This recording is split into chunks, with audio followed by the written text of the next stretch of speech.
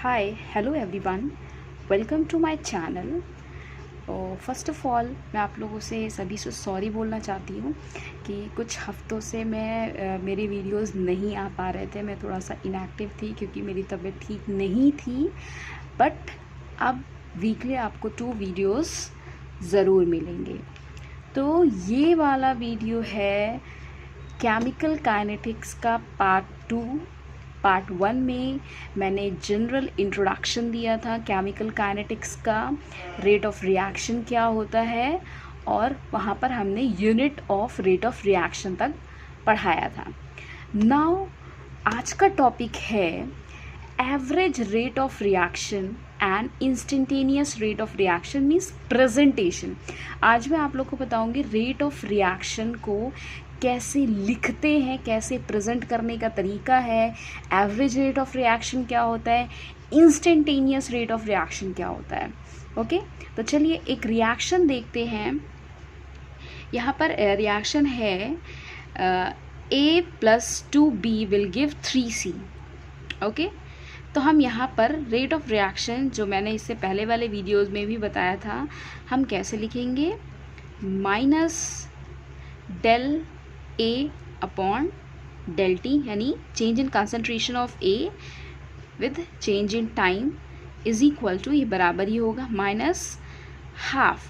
मतलब ये क्या होगा, जो इसका कोफिशिएंट होगा, स्टाइकोमेट्रिक कोफिशिएंट होगा, उसे हम डिवाइड कर देंगे।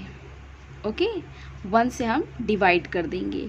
Change in concentration of V with change in time is equal two plus, यहाँ पर भी कोफिशिएंट को हम 1 से डिवाइड कर देंगे, तो ये हो गया 1/3 change in concentration of C with respect to time. Okay, तो आप यहाँ पर देख रहे होंगे कि जो रिएक्टेंट है हमारा A एंड B, वहाँ पर नेगेटिव साइन लगा हुआ है, और जो हमारा प्रोडक्ट है वहाँ पर हमने पॉजिटिव साइन लगाया। ये भी मैंने बताया था, नेगेटिव इसलिए क्योंकि यहाँ पर रिएक्टेंट हमारा डिक्रीज़ कर रहा है, और पॉजिटिव इसलिए क्योंकि हमारा रिएक्टेंट जो है वो इंक्रीज़ कर रहा है। ओके ओके, सो ये जो हमारा रेट ऑफ रिएक्शन है, रिप्रेजेंट है, इसे हम बोलते हैं average rate of reaction.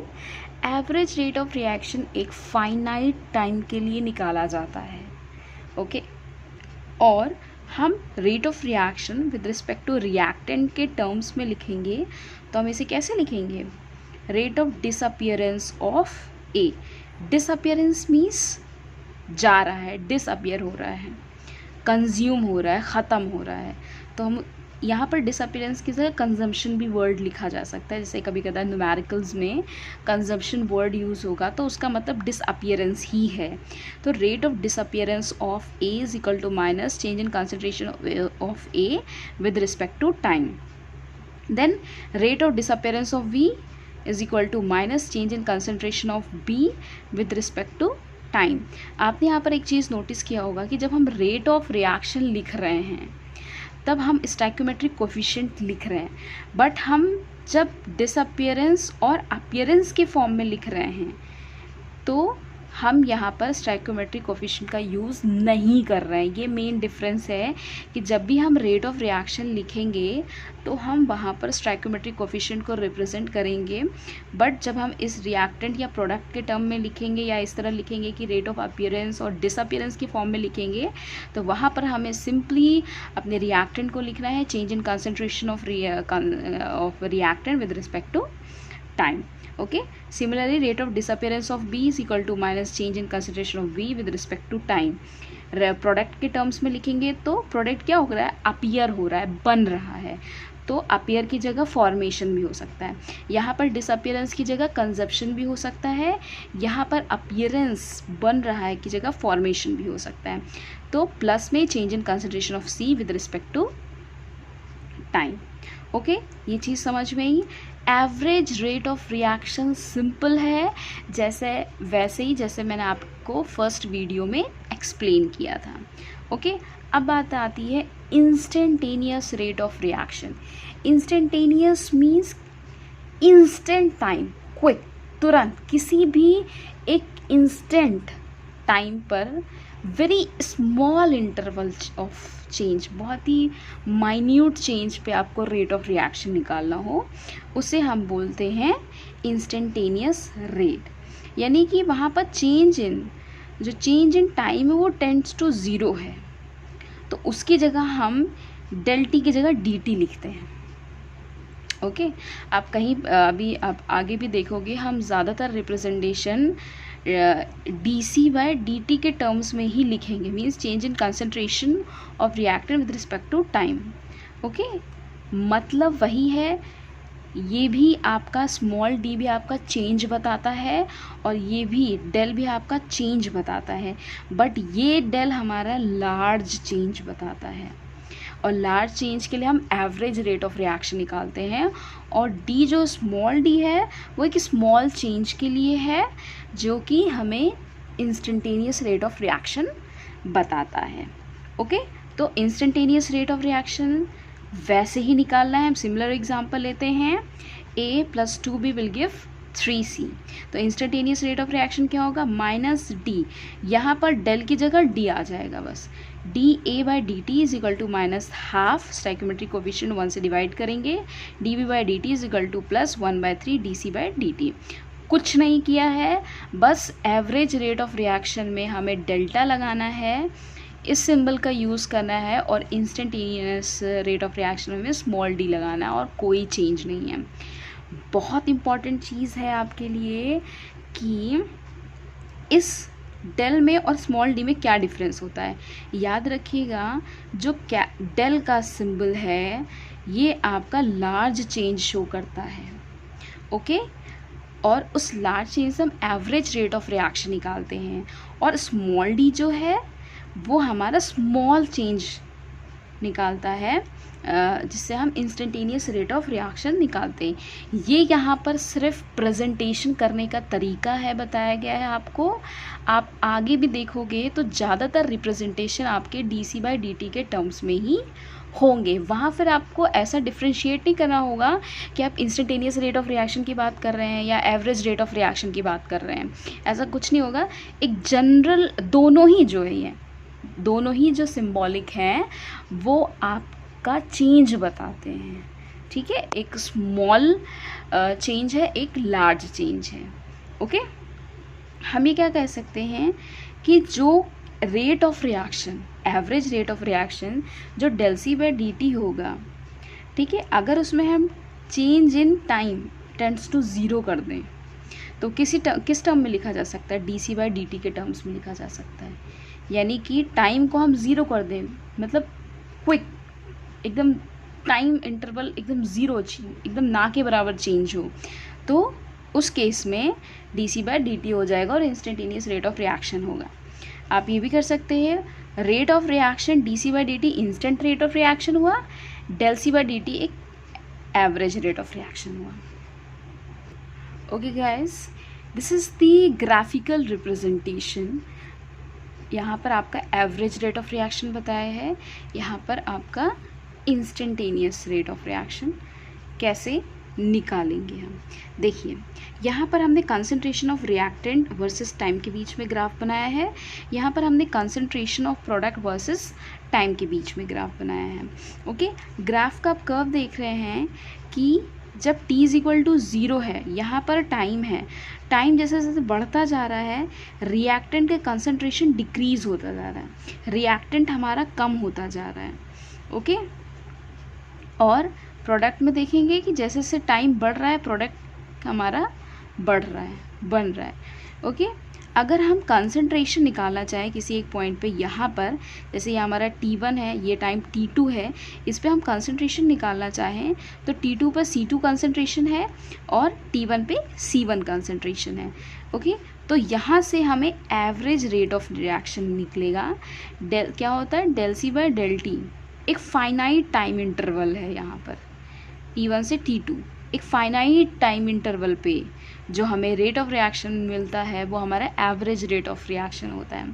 Okay, अगर हमें किसी एक पॉइंट पर, सपोज इस पॉइंट पर हमें रेट ऑफ रिएक्शन निकालना है, instant point of rate of reaction निकालना है, तो यहाँ पर ये वाला टाइम क्या होगा, इंस्टेंट टाइम होगा। यहाँ पर डेल टी की वैल्यू क्या होगी, 0 होगी। ओके, रेट ऑफ रिएक्शन कैसे निकलेगा, इस तरह रिएक्शन के लिए रेट ऑफ रिएक्शन क्या होता है, यहाँ से हम एक टैंजेंट ड्रॉ करते हैं और स्लोप ऑफ द टैंजेंट जो होगा वही हमारा रेट ऑफ रिएक्शन होगा। यानी कि dc/dt क्या होगा, हमारा slope of the tangent, it's tangent से जो स्लोप बनेगा वही हमारा रेट ऑफ रिएक्शन होगा। ओके, यहाँ पर देखिए प्रोडक्ट के टर्म्स में देखते हैं, सेम चीज़ है, किसी भी एक इंस्टेंट पे हमें निकालना है रेट ऑफ रिएक्शन। यहाँ पर हमने देखा, यहाँ से एक टैंजेंट ड्रॉ की, टैंजेंट का स्लोप होगा हमारा rate of reaction, that is dc/dt। आप एक चीज़ देखिए, नोटिस करिए कि रिएक्टेंट के टर्म्स में स्लोप हमारा नेगेटिव है, प्रोडक्ट के टर्म्स में स्लोप हमारा पॉजिटिव है। ओके, क्या शो करता है, from the above representation it is clear that the plot of concentration of reactant versus time tangent at any point or tangent at any instant of time has a negative slope। ठीक है, reactant के terms में अगर देखें, कहीं पर भी अगर आप करेंगे, टैंजेंट ड्रॉ करेंगे, तो आपका जो स्लोप आएगा वो नेगेटिव आएगा। Where as in the plot of concentration of product versus time the tangent becomes positive, tangent आपकी पॉजिटिव हो जाती है। ओके, यहाँ पर हमने रिएक्टेंट प्रोडक्ट के टर्म्स में रिप्रेजेंट किया है, -dr/dt, r is here reactant, p is the product. तो रिएक्टेंट का स्लोप हमारा नेगेटिव आएगा, प्रोडक्ट का स्लोप हमारा पॉजिटिव आएगा। ओके, मैं आपको फिर से रिपीट कर दे रही हूँ कि इंस्टेंट रेट ऑफ रिएक्शन हम एक टैंजेंट ड्रॉ करके निकालते हैं, टैंजेंट का जो स्लोप होता है वो हमारा रेट ऑफ रिएक्शन होता है, that is dc/dt, instant rate of reaction होता है। ओके, एक और टर्म है आपका इनिशियल रेट। ओके, हालांकि आपके ये कोर्स में नहीं है, बट मैं आपको एक just for the sake of knowledge मैं आपको बता रही हूँ, इनिशियल रेट, इनिशियल मतलब कोई भी चीज़ इनिशिएट हुई, जस्ट स्टार्ट ही हुई है, उस पॉइंट पे रेट ऑफ रिएक्शन क्या होगा। ठीक है, मीन्स अभी कुछ टाइम हुआ ही नहीं है, दैट इज़ t=0 पे जो आपका रेट ऑफ रिएक्शन होगा वो आपका इनिशियल रेट ऑफ रिएक्शन रहेगा, वो भी आपका dc/dt ही होगा, क्योंकि ज़्यादा कोई चेंज नहीं हुआ है, स्मॉल से भी small change, that is dc/dt होगा। ओके, बात समझ में आई। अब हम कुछ न्यूमेरिकल लगाएंगे जिससे आपको जो भी मैंने समझाया है वो आपको क्लियर होगा। तो चलिए न्यूमेरिकल्स लगाते हैं। ये आपका NCERT का न्यूमेरिकल है, सबसे सिंपल और ईजिली समझ में आएगा। क्वेश्चन क्या कह रहा है, for a reaction ½ A plus ½ 1B will give 1/4C, right the rate of reaction. Simple, rate of reaction आपको लिखना है, जैसे मैंने आपको बताया था रेट ऑफ रिएक्शन कैसे लिखना है। रेट ऑफ रिएक्शन जो स्टैक्योमेट्रिक कोफिशिएंट है उसको 1 से डिवाइड करेंगे। ओके, तो यहाँ पर क्या लिखा हुआ, 1/1/2 dA/dt। अब क्या होगा, 1/1/2 है तो क्या होगा, ये रिवर्स ऊपर चला जाएगा, तो ये हो जाएगा -2A/dt इज इक्वल टू, ये यहाँ पर कोफिशिएंट 1 से डिवाइड करेंगे 1 ही आएगा, तो ये हो गया आपका -dB/dt। प्रोडक्ट 1/4 को 1 से डिवाइड करेंगे 1/4 dc/dt, 4 ऊपर चला जाएगा तो 4 dc/dt हो गया। ओके, मैं न्यूमेरिकल जो यहाँ पर समझा रही हूँ तो आपके NCERT के हैं, और उन न्यूमेरिकल्स को आप एक नहीं 2-3 बार प्रैक्टिस करेंगे तो चीज़ें आपको क्लियर होंगी। अभी आपको ऐसा लग रहा होगा बहुत फास्ट समझा रहे हैं, बट जब आप सीरियसली जब आप खुद से प्रैक्टिस करेंगे इस चीज़ की तो ये चीज़ आपको और क्लियर होगी। ओके, चलिए नेक्स्ट न्यूमेरिकल करते हैं। ये भी आपका एक NCERT का न्यूमेरिकल है। Question is, in a reaction 2A will give product. The concentration of A decreases from 0.5 moles per liter 2.4 moles per liter in 10 minutes. Okay, calculate the rate during this interval.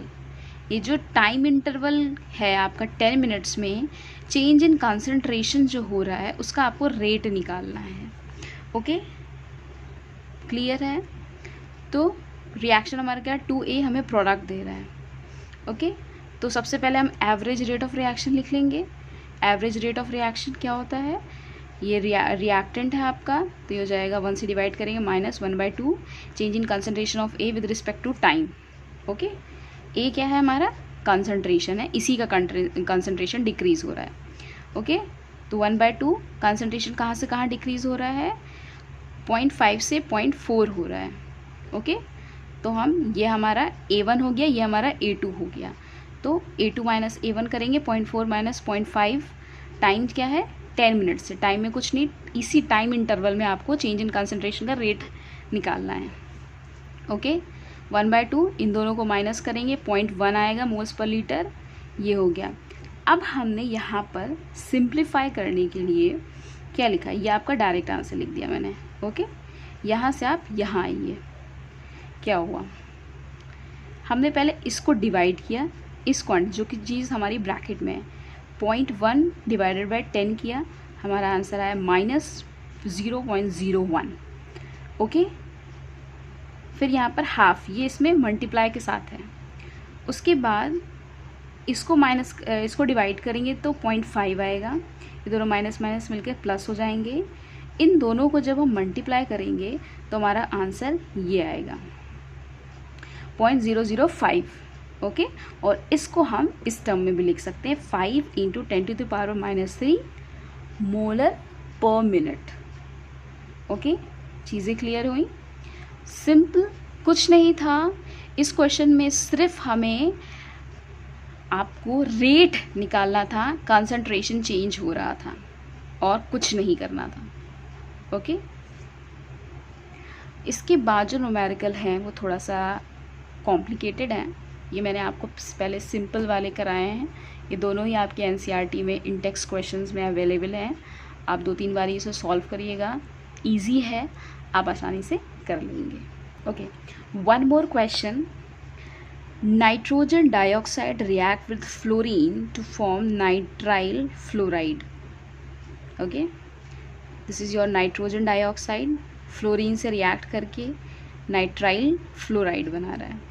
Right the rate of reaction, you have to write the rate of the reaction in form of rate of formation of NO. Formation मतलब appearance, इसके terms में निकालना है. Rate of disappearance of NO2, rate of disappearance of F2. Simple, अभी representation मैंने बताया आपको. Rate of appearance of NO2F क्या होगा, इसको 1 से डिवाइड करेंगे, ये आपका प्रोडक्ट है, अपीयर हो रहा है, ये 1 से डिवाइड करेंगे तो 1/2 प्लस लगेगा, प्रोडक्ट है. Change in concentration of NO2F upon change in time. Rate of disappearance of NO2 1 से डिवाइड करेंगे -1/2 change in concentration of NO2 upon time, change in time. Rate of disappearance of F2 minus change in concentration of fluorine with respect to time. ये दोनों minus क्यों हैं, क्योंकि ये दोनों reactant हैं, डिक्रीज करते हैं. प्रोडक्ट पॉजिटिव क्यों है, ये इंक्रीज करता है. ओके, ये चीज़ समझ में आई. Last question of this video lengthy है, बट उस क्वेश्चन को सॉल्व करने के बाद सारी आपकी जितनी भी क्वेरी होगी वो सब क्लियर हो जाएगी. तो आइए देखते हैं. ओके, इस क्वेश्चन को ध्यान से करिएगा, पहले समझिए. ओके, उसके बाद खुद से कोशिश करिएगा इसे लगाने की. क्वेश्चन है, determine the rate of the following reaction in terms of different reactant and product. Okay, पहले तो आपको क्या करना है, रेट ऑफ रिएक्शन निकालना है इन terms of different reactant and product के टर्म्स में. रेट ऑफ रिएक्शन निकल जाएगा, जैसे हमने कोफिशिएंट को डिवाइड करके निकालने के लिए कहा वैसे निकल जाएगा. If the rate of formation of NO, इसकी फॉर्मेशन मीन्स अपीयरेंस, आपको रेट ऑफ अपीयरेंस गिवन है, इज 3.6 × 10⁻³ मोल्स पर लीटर पर second. You have to calculate the rate of disappearance of ammonia and rate of formation of water. Ammonia की disappearance का rate निकालना है और water की formation का रेट आपको बताना है। चीज़ें क्लियर हुई? ओके, तो सबसे पहले हम रेट ऑफ रिएक्शन लिख लेंगे in terms of reactant and product. Reactant 1/4 change in concentration of ammonia with respect to time is equal to 1/5 change in concentration of oxygen with respect to time is equal to plus 1/4 change in concentration of NO with respect to time plus 1/6 change in concentration of water with respect to time. You have to given rate of formation of NO means ये चीज़ आपको given है, ठीक है, ये चीज़ आपको given है, rate of formation of NO given है, ये क्वांटिटी गिवन है। ओके, तो आप इस क्वांटिटी से, ये जो क्वांटिटी आपको गिवन है, इस क्वांटिटी से पहले आप रेट ऑफ रिएक्शन निकाल सकते हो, क्योंकि आपका रेट ऑफ रिएक्शन किसके बराबर है? इसके बराबर है। चीज़ें समझ में आ रही? ये सब आपस में इक्वल है और ये सभी रेट ऑफ रिएक्शन है। तो रेट ऑफ रिएक्शन में आपको ये चीज़ गिवन है, वही चीज़ हमने यहाँ पर लिखा, rate of reaction ROR, rate of reaction is equal to 1/4 NO change in concentration with respect to time, 1/4 into कितना गिवन है? 3.6 इंटू 10⁻³ ये सॉल्व करने पे हमारा आ गया 0.9 मोल्स पर लीटर पर सेकेंड। ओके, तो यहाँ से हमारा रेट ऑफ रिएक्शन आ गया 0.9 मोल्स पर लीटर पर सेकेंड। सेकेंड पार्ट क्या है हमारा, क्या निकालना है? Rate of disappearance of ammonia. Ammonia rate of disappearance ये है, रेट ऑफ डिसअपियर हो रहा है। ओके, तो रेट ऑफ रिएक्शन इसके बराबर हो जाएगा, लेकिन डिसअपियर हो रहा है, ठीक है, डिसअपियर हो रहा है तो हम डिसअपियर में नेगेटिव साइन लिखे ना लिखे कोई फ़र्क नहीं पड़ता, क्योंकि वो तो डिसअपियर हो ही रहा है। ओके, तो हम यहाँ पर लिख रहे हैं rate of reaction is equal to 1/4 this change in concentration of ammonia with respect to time. Okay, rate of reaction कितना निकला? 0.9 is equal to 1/4 change in concentration of ammonia with respect to time. इसे हम आगे solve करेंगे। Rate of disappearance of ammonia किसके बराबर होगा? Change in concentration of ammonia with respect to time is equal to 0.9 into 4 उधर चला गया, मल्टीप्लाई होगा 3.6 into 10⁻³ means rate of appearance of NO is equal to rate of disappearance of ammonia, दोनों बराबर आ गया। अब आपको सेकंड क्या निकाला? Rate of formation of water.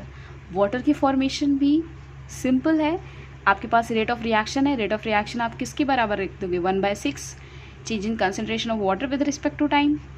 Rate of reaction आपको ये चीज़ को, ये क्वांटिटी चाहिए, change rate of formation of water चाहिए, तो 6 इधर चला जाएगा, 6 इंटू 0.9 मोल्स पर लीटर पर सेकेंड। आपका आंसर क्या आएगा? जब इसको सॉल्व करोगे आएगा answer 5.4 into 10⁻³ moles per litre पर सेकेंड। बहुत ही सिंपल है, आपको देखने में लग रहा होगा कि ये कॉम्प्लेक्स है, बट जब आप खुद से करोगे तो ये बहुत इजी है। सबसे पहले हमें रेट ऑफ रिएक्शन निकालना है। रेट ऑफ रिएक्शन निकालने पर आपकी काफ़ी हद तक प्रॉब्लम सॉल्व हो जाएगी, और एक एक करके आप चाहे रेट ऑफ अपीयरेंस निकालना हो या रेट ऑफ डिसअपियरेंस निकालना हो, आप इजीली निकाल सकते हैं। ओके, तो यहाँ पर आपका rate of reaction, instantaneous rate of reaction and average rate of reaction finish होता है। नेक्स्ट वीडियो में बताऊंगी आपको factors affecting rate of reactions. Okay, if you like this video please give it a big thumbs up. Okay.